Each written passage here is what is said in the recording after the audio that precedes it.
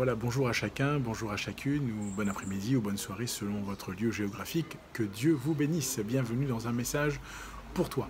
Nous marquons dans quelques instants une très courte pause et nous nous retrouvons. Aujourd'hui, nous lirons dans le livre des Proverbes au chapitre 29 et nous lirons le verset 18, Proverbe 29, verset 18.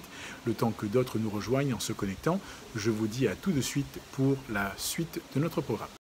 Vous regardez un message pour toi. Jésus sauve. Jésus guérit.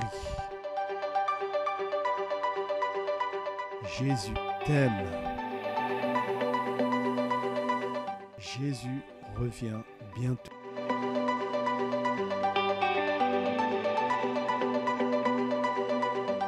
Bonne écoute et que Dieu vous bénisse.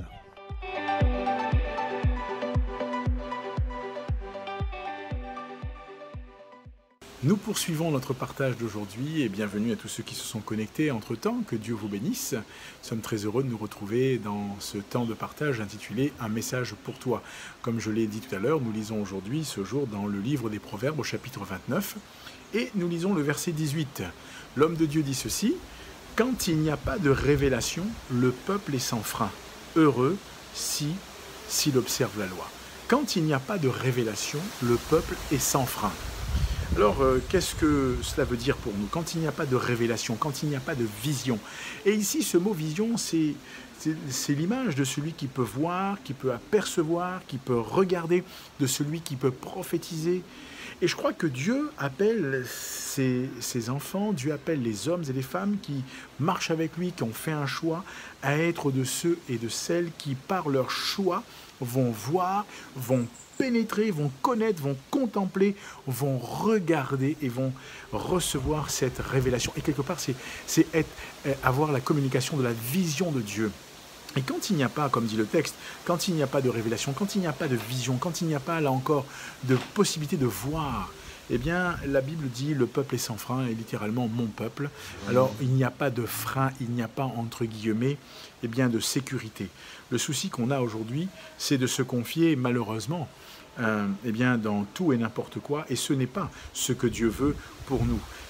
Si nous sommes sans frein, si nous n'avons pas cette sécurité, quelque part, eh bien, pour nous ici, c'est important, c'est que quand il n'y a pas cette vision, eh bien, on n'arrive pas à se détourner de ce qui n'est pas bien.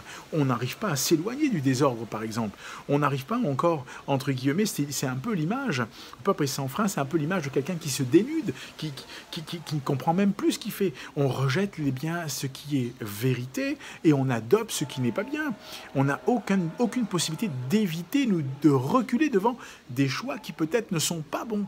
Et c'est la raison pour laquelle la Bible nous rappelle une chose importante: quand il n'y a pas de révélation, quand il n'y a pas la vision, quand il n'y a pas la direction qui est communiquée par Dieu, le peuple est sans frein, le peuple va dans des chemins qui ne sont pas agréés par Dieu. Alors, la Bible dit « heureux s'il observe la loi ». Et moi, je crois de tout mon cœur et bibliquement parlant, qu'il est important pour chacun d'entre nous qui avons fait un choix, le choix de suivre Dieu, le choix de marcher avec Dieu, le choix d'honorer Dieu, le choix de remettre notre vie entre les mains de Dieu, d'aller jusqu'au bout et de dire à Dieu de nous conduire, de nous diriger et de nous instruire, de nous montrer le chemin, que nous soyons des hommes. Je ne vais pas parler de vision, vous savez, des fois ça fait un peu mystique, mais on n'est pas dans le mysticisme, on est dans la vision, c'est-à-dire dans ce que Dieu veut nous montrer, la direction que Dieu veut nous montrer. C'est ça qu'il faut, que nous recevions la direction de Dieu. Seigneur, parle-nous, montre-nous, dirige-nous, conduis-nous. Alors, quand il n'y a pas, là encore, cette vision, le peuple est sans frein. Le peuple va dans toutes les voies possibles et inimaginables, mais il ne va pas dans la voie de Dieu, dans le chemin de Dieu. Alors que Dieu nous garde, parce que ce n'est pas ce que Dieu veut. Dieu veut que nous allions et que nous marchions dans la voie qui est la sienne.